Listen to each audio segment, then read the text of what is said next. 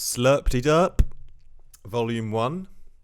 How's it going, my G's? Today we are going to be watching Rush Hour 3 together. No, we're going to be texting our nans and telling them that we love them. What I've done today is I've got a break that I've resampled in Vital. That's cool, isn't it? Back in 19.2. Back in 19.2. Actually, we're going to call this Parallel Processing Drums in Vital. So that's what I'm going to call the video, I think. And it's a little bit of a wicked trick, actually, that I've done in the past on some of my tracks. There's a track I wrote called Consumed, and I did it on that. And basically, the trick is that you distort your drum break through with a sine wave or with your sub. And what I used to do was send my drum break, like obviously in this tutorial I've just got like a classic drum break. I haven't like made my own drums yet because it's just like a little template, you know, that I'm messing around with. But I'll eventually make my whole drum group, you know, after I've got bored of this break. I need to break it up for the side chaining and all that, you know. Back in 19.2. But what I've done though is I've distorted this break and resampled it in Vital with a sine wave to create this effect, which sounds like this.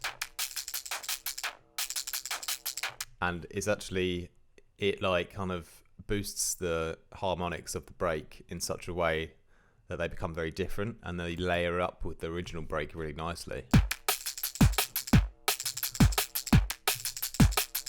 So essentially we're making a distortion layer to fit on top, and then we can use this. I've done it nice and cleanly because where I used to use a send, I would send my sub and I would send my drum break to a new bus, like a new routing, and I would distort that together. So the sine wave would distort the drums, and then it would create this bassy mess, which I would like high pass, take the low end out, and then that would be on a separate send in the metaverse somewhere. But doing it this way, I've got it as a layer that I can use on the drum break, so it's much better. So let's jump into Vital and process it together. So basically what I've done is I've grabbed the actual drum break and just smashed it into Vital, just in the sample section down here. So let me like turn off the effects. It's pretty simple, to be fair. So obviously I play in my MIDI and it's all going to be lined up, you know, because I haven't used the pitch button on Vital, so it's just going to like play the audio file at the pitch it's at already, so you know it's going to be in time when you quantize your MIDI and have it running all the way through. So we're just playing it through Vital and how we can start to resynthesize or sort of resample it. Yeah, so first thing I'm going to do is add in my basic shape sine wave. -12, and I've gone for the squared off sine wave because it's a bit more punchier with its harmonic lizard content. By the way, I know I'm not on video right now, but sometimes I'll do videos where I am on video, and in those I sometimes wear sunglasses. And I was actually I met a few subscribers in Hamburg recently, and one of them was like, I really love, he's a really nice guy, shout out to you if you're watching.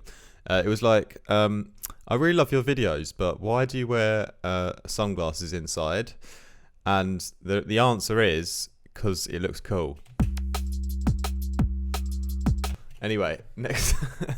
Also, no, there's some bright studio lights that are right in my face, so that also helps to deal with the brightness.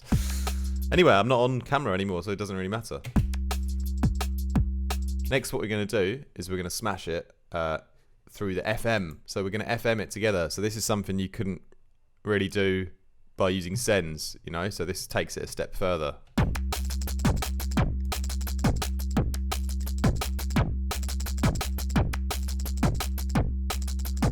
And what we're looking for is that crunchy distortion that comes from the top of the drum break now. You can hear it already, you know. Like if I can already filter it here, you know. It's that crunchiness, because the sine wave, you know, we don't actually need to keep the sine wave in it, like the bass part of it. It's just, the idea is just that the sine wave is distorting the break. So how I used to do it was I would, you know, if I was to emulate what I was doing with the sends like a few years ago, it would be having the sine wave playing and the drum break playing, and then just distorting the hell out of it like that.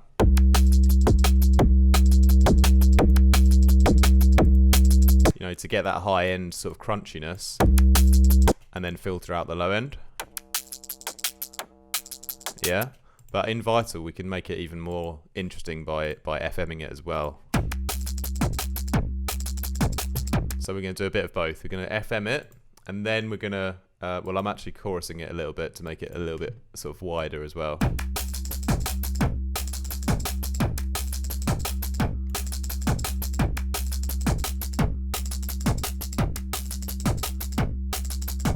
That's pretty nice. Now let's distort it. And we can all obviously try the different modes, but I think I settled on Seinfeld, you know, that show with Larry someone. But I never liked Seinfeld, the series. I watched Curb Your Enthusiasm. Put a comment down below if you've ever watched Curb Your Enthusiasm, because that is a genius piece of dry comedy. I absolutely loved that show. That was hilarious. Yeah. If you don't watch it, then it's fine. We can still be friends, so don't worry too much about it. Linear fold's quite nice here.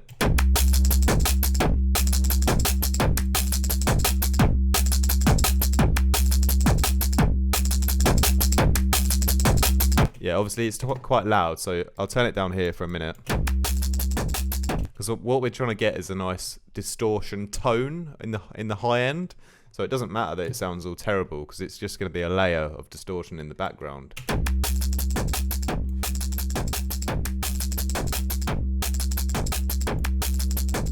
I quite like the sign. Let's just have a quick little go on the others again. Yeah.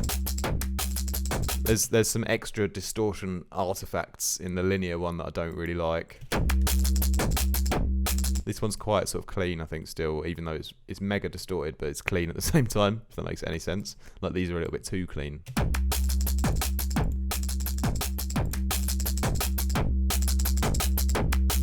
Yeah, it's got to be this one. Shout out to Seinfeld. Now, at this point, yeah, now let's filter it. So we're going to take the sine wave out. And at this point, we can probably, you know, play it with our original drum break together. Original drum break together. That's pretty nice up there.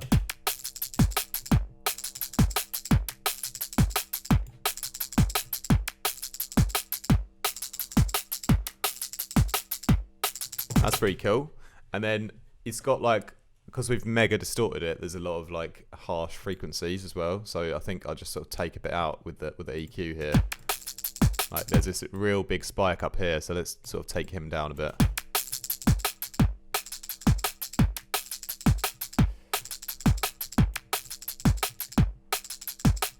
And if you're not sure how to EQ, then you can always text your nan and ask her, because she's a master. She's a master EQ, your nan.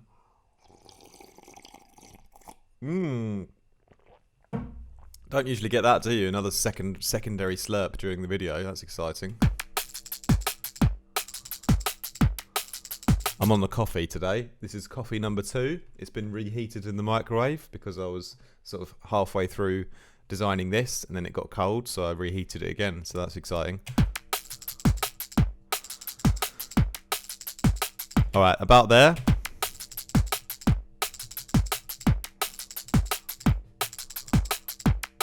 Just kind of tweaking it to get it to perfection here.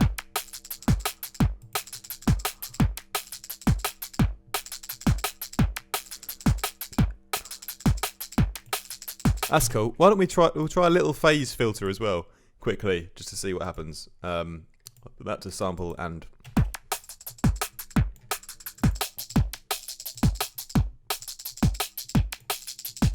Makes it a bit squelchy in a way.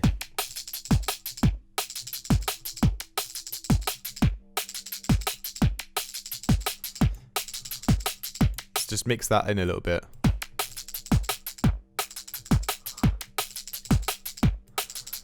I'll tell you what, if I randomise that as well, we might get a little bit of a more natural sound here.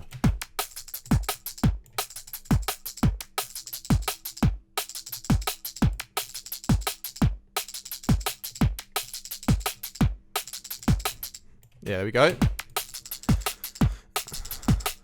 That's nice. What else can I randomise quickly? Maybe a little bit of the drive of the distortion. Let's mix it back a little bit.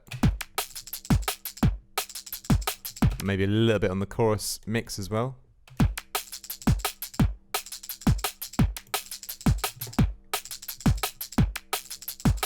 Okay, so let's see how it sort of sounds with the rest of the track. So what we can do now is we'll just bounce that out because I like to have the audio of it. So now I've got my distortion layer, and this one I made earlier. Let's compare it to the new one.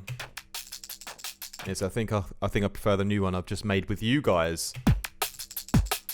Compared to, yeah, this one kind of blends in a little bit better. This new one.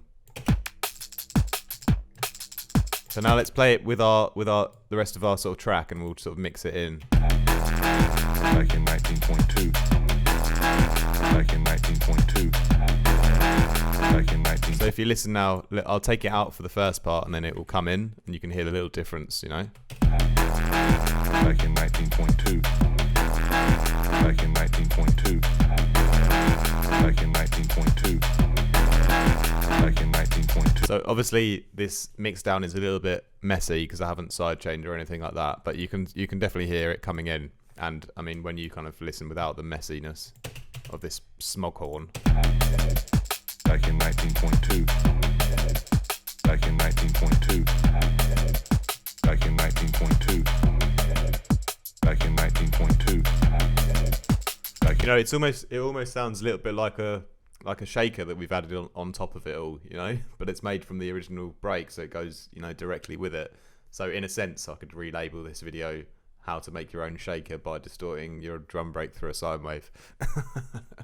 But you'll always get different results, but it's a technique that is really wicked, and also, you know, for extra depth to your drums, you know, parallel processing like this is something that is just an option that you can do. You know, if you want to like make things a little bit more interesting.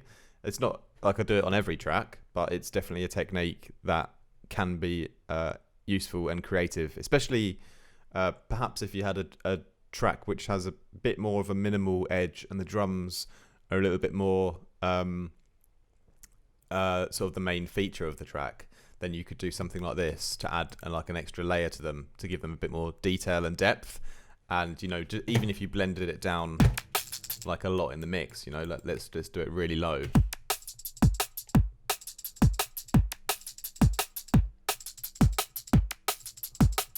You know, almost this kind of like analog distortion flavored layer, like on sort of sitting behind the main drum break.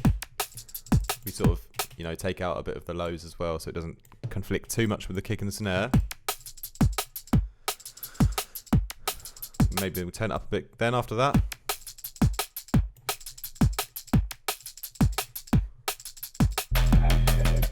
Back in 19.2.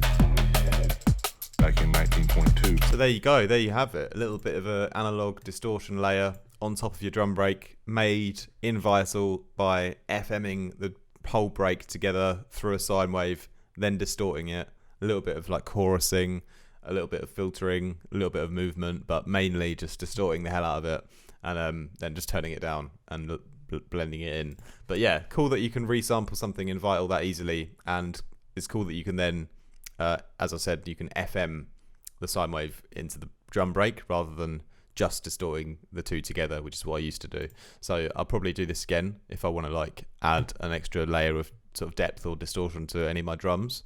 I would definitely use this technique again. So I hope that inspires and helps some of you dudes out, and I wish you a absolutely pleasant day. Don't do anything I wouldn't.